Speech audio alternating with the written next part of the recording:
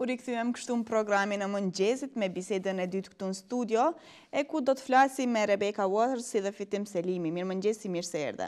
Mirëmëngjes.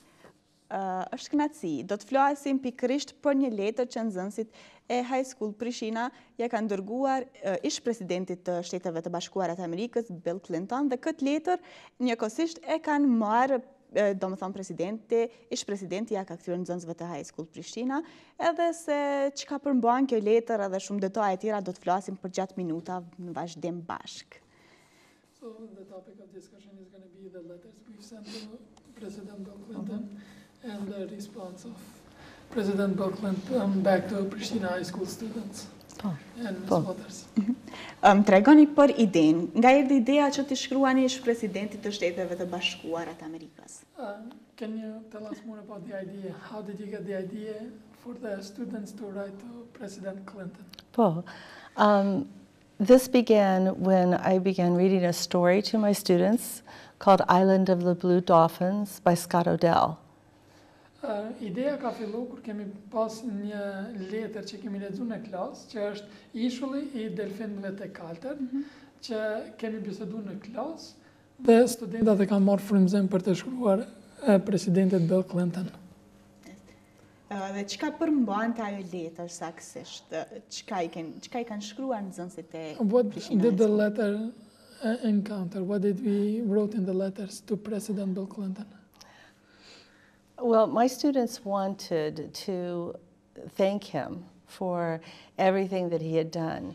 In the book that we were reading, there was a conflict between the Islanders and the Aleutes. Studentët tanë në Prishtina High School dëshën ta falenderojnë presidentin Bill Clinton për gjithë shka që kishte bërë për Kosovën.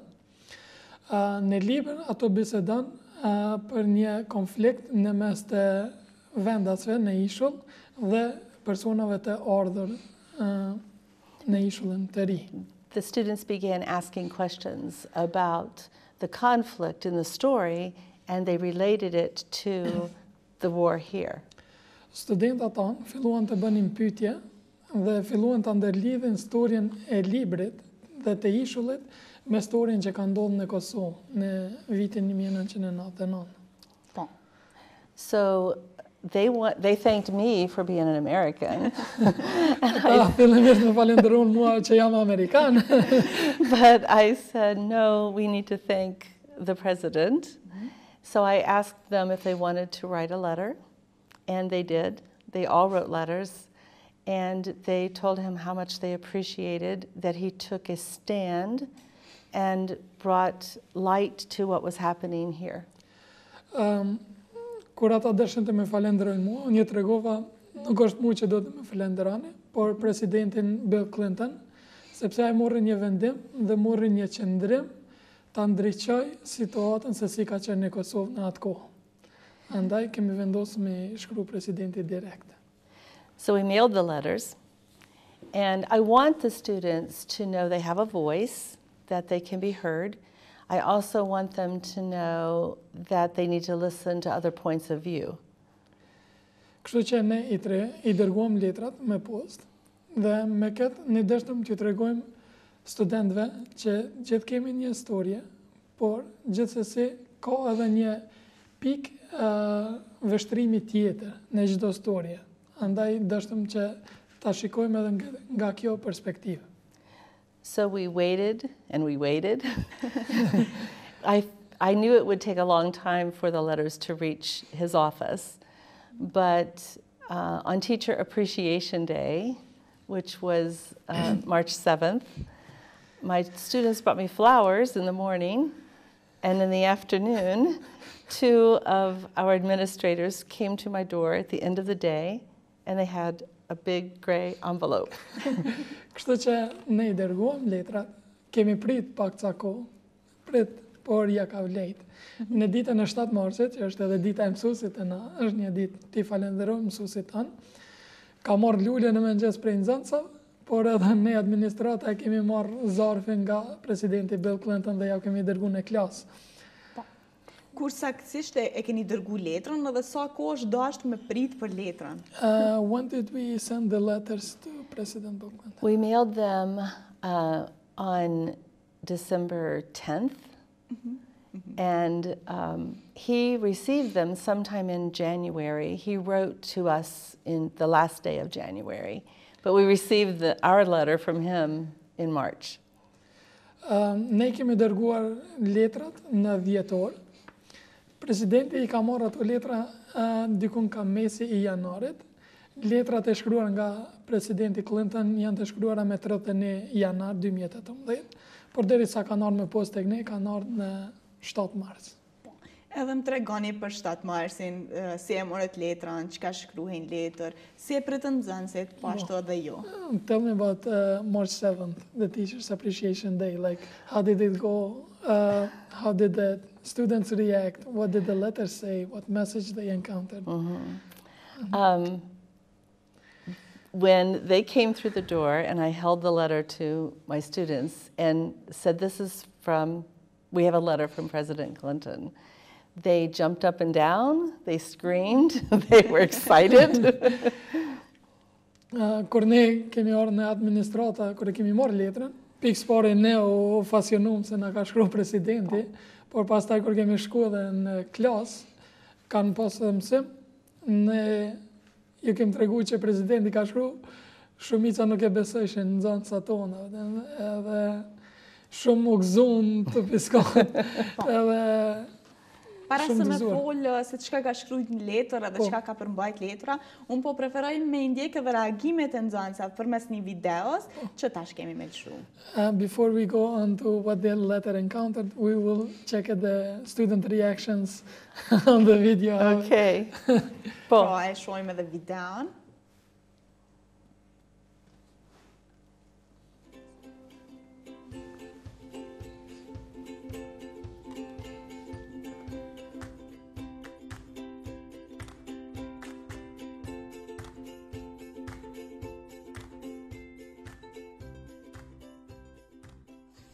From the office of William J. Who's that?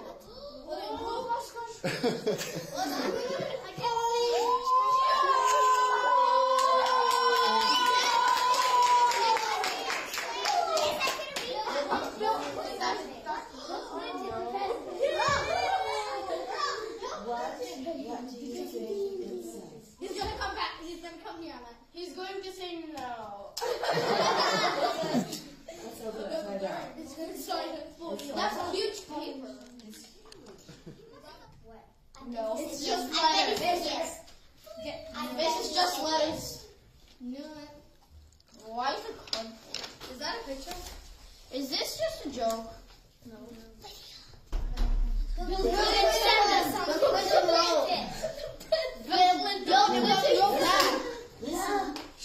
Are you ready for this? Okay, it says, Mrs. Waters' 4th grade class, Pristina High School, Marijan, Pristina. Dear Mrs. Waters' 4th grade class, thank you for your wonderful letters. I loved reading them. Kosovo will always hold a special place in my heart. I will always be grateful that as President of the United States, I had the chance to help the people of your country pursue a future of freedom, prosperity, and tolerance. As we approach the 10th anniversary of your country's independence on February 17th, I hope you will continue to always look for ways to advance peace and understanding for all people of Kosovo.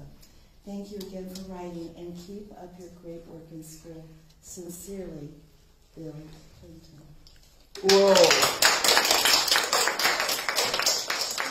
Thank you, President Clinton.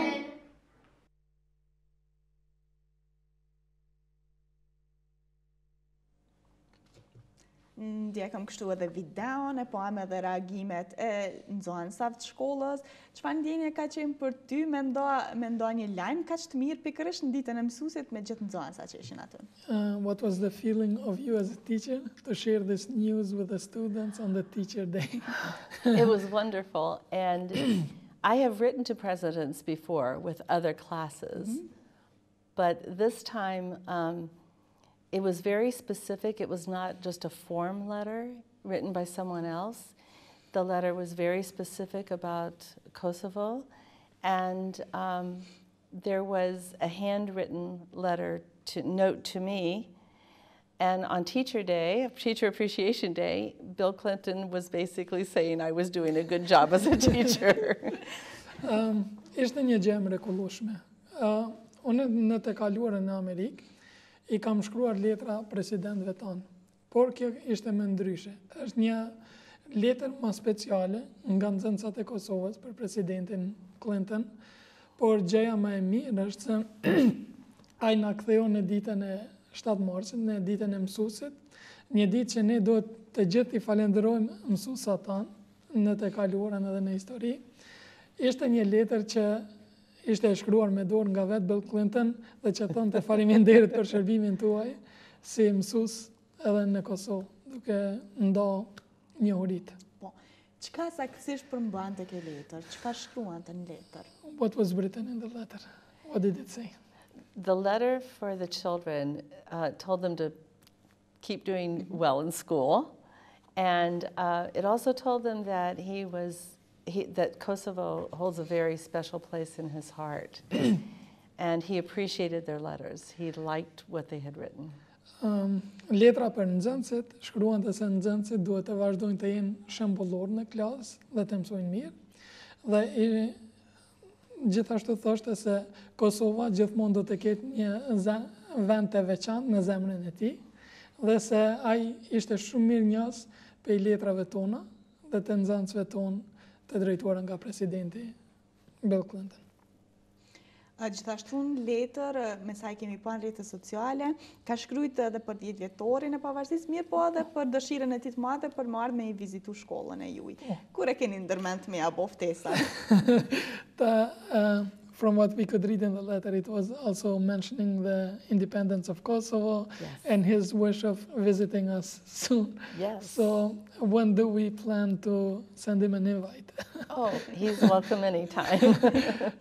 Ai është I mirëseardhur gjithmonë. Ndoshta do të qirim kur mundemi mi bëhet një ftesë nga ne nëse shkojmë si Kosovë ose nëse është edhe nga ne si Prishtina High School do të ishte gjithsesi mirënjohëse për presidentin. A e keni ndonjë plan që një letër tjetër të shkruani edhe dikujt tjetër apo të bëni ftesë për marrë me I vizitu edhe ndokujt tjetër përveç presidentit Bill Clinton? Do we have a plan to send letters to other presidents or anyone else to come and visit us as Kosovo or as Pristina High School?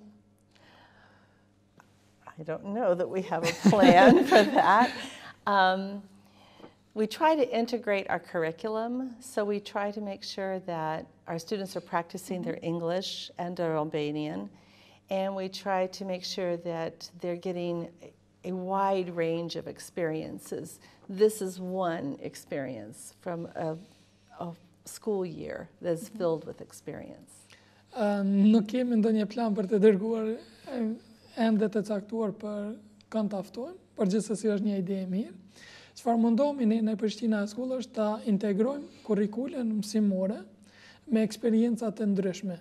Kjo është vetëse një nga eksperiencat që kemi për studentët tonë, që ka qenë një eksperiencë mrekullueshme, që mundën të bisedojnë edhe me presidentin.